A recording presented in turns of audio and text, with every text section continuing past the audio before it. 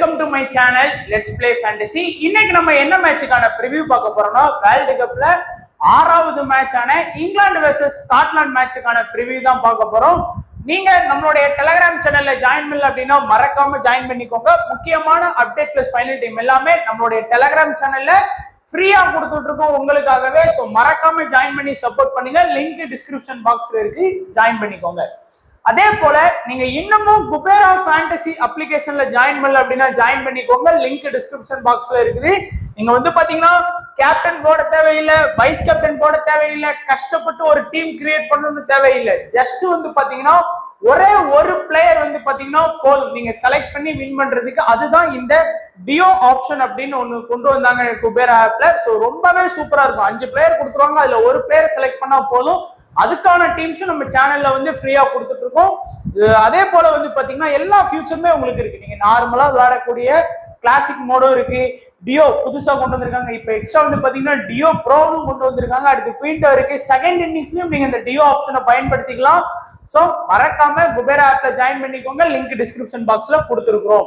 And இன்னைக்கு match வந்து பாத்தீங்கன்னா நம்ம எல்லாருக்குமே தெரிஞ்சிச்சு, வெஸ்ட் இண்டீஸ்ல தான் நடக்குது, பர்படா ஸ்டேடியம்ல தான் இந்த மேட்ச் வந்து நடக்குது. சோ பிச்சை பொறுத்த வரைக்கும் ஆல்ரெடி ஒரு மேட்ச் நடத்திட்டாங்க. சோ நான் ஏற்கனவே சொன்ன மாதிரி ஒரு மேட்ச் நடத்திட்டாங்கன்னா அந்த பிச்சை பத்தியான ஃபுல் தகவல் வந்து நம்ம ஈஸியா எடுத்துடலாம் அப்படின்னோம். அதே மாதிரி ஒரு மேட்ச் நடத்திட்டாங்க. பிச்சு வந்து பாத்தீங்கன்னா அபிஷியலா யாரு ரிவ்யூ பண்ணா அப்படின்னு பாத்தீங்கன்னா மேத்யூ ஹெய்டனும் மோர்கானும் தான் வந்து பாத்தீங்கன்னா அபிஷியலா இந்த பிச்சை வந்து லாஸ்ட் மேட்ச் ரிவ்யூ பண்ணாங்க. பிச்சு வந்து ஓரளவுக்கு வந்து பாத்தீங்க அப்படின்னா அதாவது இந்த பவுண்டரி லைன் வந்து சின்னதுதான். நம்ம ஐபிஎல்ல பாத்துருக்கோம் 61 metre, off side leg side எல்லாம் பாத்தீங்கன்னா 64 மீட்டர், ஸ்ட்ரைட்ல வந்து 74 மீட்டர் தான் போட்டிருக்காங்க. அதே மாதிரி இந்த சைட் எல்லாம் பாத்தீங்கன்னா ரொம்பவே கம்மி. அதே மாதிரி இங்கேயும் பாத்தீங்கன்னா ரொம்பவும் பெருசு இல்லை, 72 மீட்டர் 73 மீட்டர் தான் இந்த சைடும் போட்டிருக்காங்க. அதனால கவர்லயும் ரொம்ப பெரிய இது கிடையாது. அதனால பிச்சை பொறுத்த வரைக்கும் சின்ன பிச் தான். அதுதான் இங்க வந்து சொல்லியிருக்காங்க. அதாவது ஓரளவுக்கு பிச்சோட மீட்டரை பத்தி சொல்லியிருக்காங்க. அதே மாதிரி பாத்தீங்கன்னா ஓரளவுக்கு வந்து பாத்தீங்கன்னா புல்லுல வந்து கிராக்கர்ஸ் இருக்கு. அதாவது நீங்க பாத்தீங்கன்னாலே தெரியும், ஓரளவுக்கு வந்து பாத்தீங்கன்னா பிச்ல வந்து நல்ல விரிசல் இருக்கிறதுனால ஒரு லிட்டில் ஸ்லோவர் கேமா தான் இருக்கோம். அதே மாதிரி லாஸ்ட் மேட்ச் வந்து ஸ்லோவா தான் கேம் வந்து போச்சு. லாஸ்ட் மேட்ச் ரிசல்ட் பாருங்க என்ன மாதிரியான ஸ்கோர் வந்திருக்கு அப்படின்னு பார்த்தோம் அப்படின்னா வெஸ்ட் இண்டீஸுக்கும் பாப்புவினியாவுக்கும் நடந்த மேட்ச்ல வந்து ஒரு வெஸ்ட் இண்டீஸ் வந்து பார்த்தோம் அப்படின்னா ஓரளவுக்கு வந்து நல்லாவே இது பண்ணாங்க. ஸோ இந்த மேட்ச் வந்து வெஸ்ட் இண்டீஸ் இந்த மேட்ச் இருக்காது நண்பா. இந்த பிச்சில் வந்து பாத்தீங்கன்னா ஓமனுக்கும் நபீபியாவுக்கும் நடந்த மேட்ச் வந்து நடத்தினாங்க. ஸோ 109க்கு ஆல் அவுட் ஆனாங்கன்னு நினைக்கிறேன். ஸோ சூப்பர் ஓவர் இருந்தது. ஸோ மேட்ச் வந்து பாத்தீங்கன்னா சூப்பர் ஓவர் இருந்த மேட்ச் அது. அதுலயும் வந்து பாத்தீங்கன்னா நபீபியா வந்து பாத்தீங்கன்னா செகண்ட் சூப்பர் ஓவர்ல வந்து ஈஸியாவே வின் பண்ணாங்க. ஸோ இந்த மேட்ச் ரிசல்ட் கிடையாது. ஸோ நான் எல்லா ஸ்லைடும் சேஞ்ச் பண்ணதுல அது அப்படியே இருந்திருக்குமா இருக்கும். ஸோ அதனால மேட்ச் வந்து பாத்தீங்கன்னா ஓமன் வெர்சஸ் நபீபியா இந்த மேட்ச் ரிசல்ட் தான் நடந்தது. ஸோ இன்னைக்கு இந்த மேட்ச் தான் இந்த பிக்சர் நடத்தினாங்க. ஸோ மேட்ச் வந்து இப்போ ஸ்கோர் வந்து 109 அந்த மாதிரி தான் இருக்கும். நீங்க இதுல பாத்தீங்கன்னாலே உங்களுக்கு தெரியும், அதை விட்டுருங்க. ஸோ இதை பாத்தீங்கன்னா உங்களுக்கு வந்து கன்ஃபார்ம் தெரியும். ஏன்னா அது வந்து ஒரு டவுட் இருந்தது, ஏன்னா எனக்கே தெரியும். ஸோ ஒரு மேட்ச் நடத்தி பேட்டிங் ஃபர்ஸ்ட்ல பேட்டிங் பண்ணல. ஏன்னா மேட்ச் வந்து பாத்தீங்கன்னா டைல தான் சூப்பர் ஓவர் தான் நடத்துறாங்க. ஸ்கோர் வந்து 150 தான் 2 இன்னிங்ஸும் போச்சு.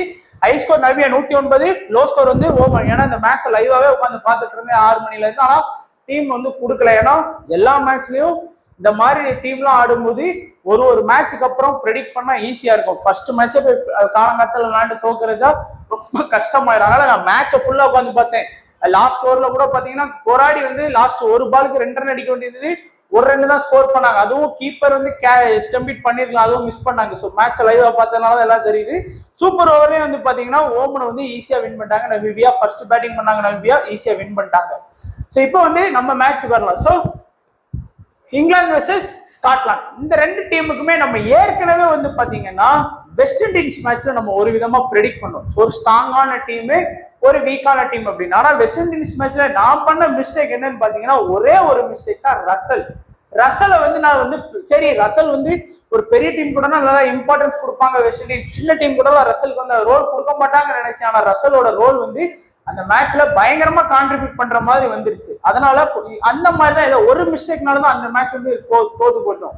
அதனால ஆனா வீடியோல வந்து நான் ரசலை வந்து எடுத்திருந்தேன். ஸோ நீங்க சேஃபா போயிருந்தீங்கன்னா ரசலை கொண்டு போயிருப்பீங்க. ஸோ அதே மாதிரி தான் இன்னைக்கும் ப்ரெடிக்ட் பண்ண போறோம். இங்கிலாந்து வெர்சஸ் ஸ்காட்லாந்து ஒரு ஸ்ட்ராங்கான டீம். இங்கிலாண்டை பொறுத்த வரைக்கும் பாத்தீங்கன்னா பட்லர், சால்ட், வில்ஜர் இந்த 3 டாப் ஆர்டர்ஸ் தான் வந்து பாத்தீங்கன்னா மேக்ஸிமம் ஸ்கோர் பண்றதுக்கான வாய்ப்பு இருக்கு. ஃபார் எக்ஸாம்பிள் இங்கிலாந்து வந்து செகண்ட் பேட்டிங் பண்ணாங்க அப்படின்னா இந்த 3 பேட்ஸ்மேனுக்குமே நீங்க இம்பார்ட்டன்ஸ் கொடுத்தா போதும். பவுலிங் ஆப்ஷனை பொறுத்த வரைக்கும் Sam Curran, Jordan, Wood, Archer, Ruskin. So இந்த 5 பவுலர்ஸ் டாப் மெயின் பவுலருக்கு வந்து பாத்தீங்கன்னா இந்த 5 பவுலருக்குமே வந்து பாத்தீங்கன்னா நீங்க இம்பார்ட்டன்ஸ் வந்து கொடுத்துருங்க. ஏதாவது எப்படி வந்து பாத்தீங்கன்னா ஃபர்ஸ்ட் பவுல் பண்ணாங்க அப்படிங்கிற பட்சத்துல வந்து பாத்தீங்கன்னா நீங்க அந்த 5 பவுலர்ஸ்க்கும் இம்பார்ட்டன்ஸ் கொடுத்து 5+3 8 பிளேயர் நீங்க வந்து தாராளமா செலக்ட் பண்ணிக்கலாம். அதாவது இங்கிலாந்து வந்து செகண்ட் பேட்டிங் பண்ணாங்க அப்படின்னா டாப் ஆர்டர்ஸ்க்கு இது, அதே மாதிரி ஃபர்ஸ்ட் பவுல் பண்ணாங்க அப்படின்னா இந்த மாதிரி வந்து இம்பார்ட்டன்ஸ் கொடுத்துக்கோங்க. ஏன்னா அதுவே போதுமானது. ஏன்னா பேஸ்ட்ரோ, லிவிங்ஸ்டோன், மொயின் அலி வந்து 71% செலக்ட் பண்ணிருக்கலாம். பட் மொயின் அலி இதுக்கு முன்னாடி நடந்த சீரீஸ்ல நல்லா பெருசா பெர்ஃபார்ம் பண்ணாரு. பாகிஸ்தானுக்கு அகைன்ஸ்டா சென்னையிலையும் ஓரளவுக்கு ஃபார்ம்ல தான் ஆடிட்டு இருந்தாரு. இருந்தாலும் மெயின் பவுலர் இருந்து ட்ரை பண்ணலாம். ஏன்னா லாஸ்ட் மேட்ச் வந்து பாத்தீங்கன்னா அதிக பெர்சன்டேஜ் ட்ரை பண்ண ரசலை மிஸ் பண்ணோம். இந்த மேட்ச் மொயின் அலி உங்களுக்கு ஒரு நல்ல ஒரு ட்ரம்ப் ஆப்ஷனா இருப்பாரு. ஏன்னா ஜோர்டானை வந்து வெறும் 18%. ஏன்னா ஜோர்டான் கண்டிப்பா விக்கெட் எடுப்பார் நம்பிக்கையில ஜோர்டான் வந்து நான் சொல்றேன். அதே மாதிரி இந்த டீமை பொறுத்த வரைக்கும் நிறைய ஃபோக்கஸ் பண்ணலாம். அதிக செலக்டட் பெர்சன்டேஜ் பாருங்க முன்சே.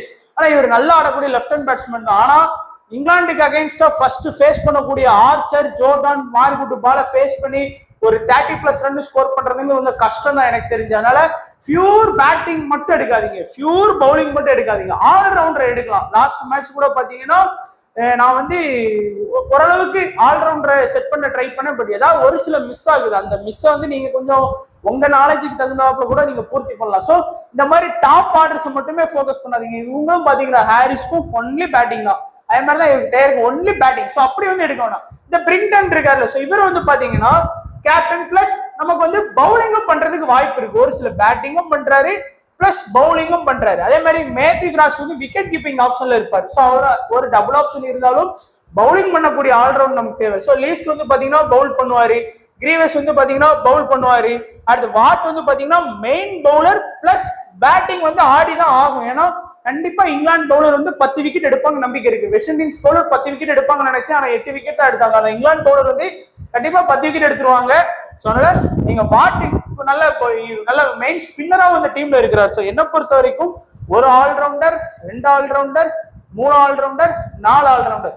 இந்த 4 பேர்ல எனி 3 ஏதாச்சும் ஒரு 3 பிளேயரை நீங்க சூஸ் பண்ணா போதும்.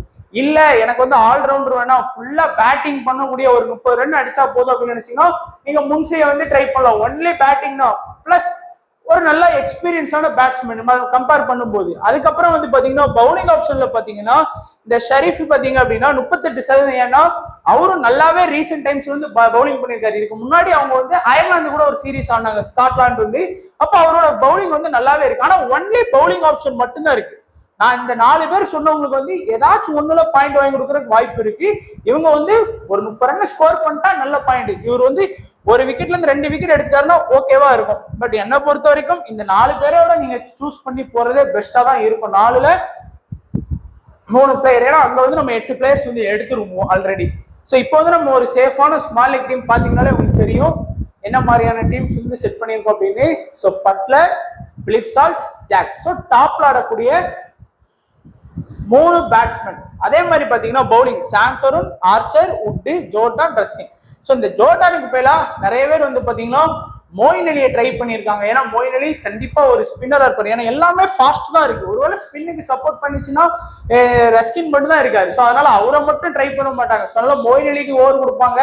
மேபி அந்த இடத்துல நீங்க பூர்த்தி செய்யணும் செஞ்சுக்கலாம் மொயின் அலியை. மத்த இங்க பாருங்க பிரிங்டன், லிஸ்க், பட். ஸோ நான் சொன்ன மாதிரி அந்த டாப்ல வந்து 3 பேர் தான் எடுத்திருக்கேன். ஸோ 1, 2 and 3 இந்த 3 பேர் தான் எடுத்திருக்கேன். உங்களுக்கு ஆப்ஷனல் இந்த 3 பேருக்கு பதிலா 1, 2, 3 இந்த 3 பேருக்கு பதிலா நீங்க கிரீவிஸ் வந்து ஒரு ட்ரம்பா யூஸ் பண்ணலாம்.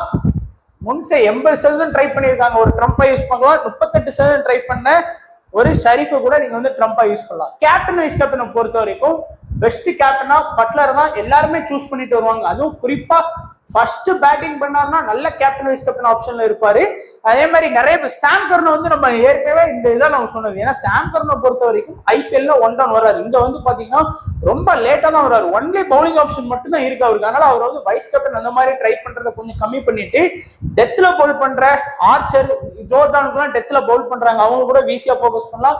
இல்ல அப்படின்னா பேசாம பிலிப் சால்ட்ட கூட வீசியா கூட நீங்க ட்ரை பண்ணலாம். இல்லைன்னா வில்ஜாக்க கூட நீங்க வீசியா ட்ரை பண்ணி பாருங்க. ஏன்னா 1 down ஆடுறாரு, திடீர்னு ஸ்பின்னர் மோயின் விட வில்ஜாக்கு இம்பார்ட்டன்ஸ் கொடுத்தாங்கன்னா ஒருவேளை அந்த மாதிரி ட்ரை பண்ணலாம். ஸோ கேப்டன் வைஸ் கேப்டன் ஆப்ஷன்ல இங்கிலாண்டை பொறுத்த வரைக்கும் பட்லருக்கு நல்ல வாய்ப்பு இருக்கு, வீசியா பிலிப் சால்ட்டுக்கு இருக்கு, அதே மாதிரி வில்ஜாக்கு இருக்கு, ஆர்ச்சருக்கும் வந்து பாத்தீங்கன்னா வீசி ஆப்ஷன் இருக்கு. ஸோ இந்த 4 பேரோட கேப்டன் வைஸ் கேப்டன் ஸ்மால் லீக்ல போனீங்கனாலே போதுமானதா இருக்கும்.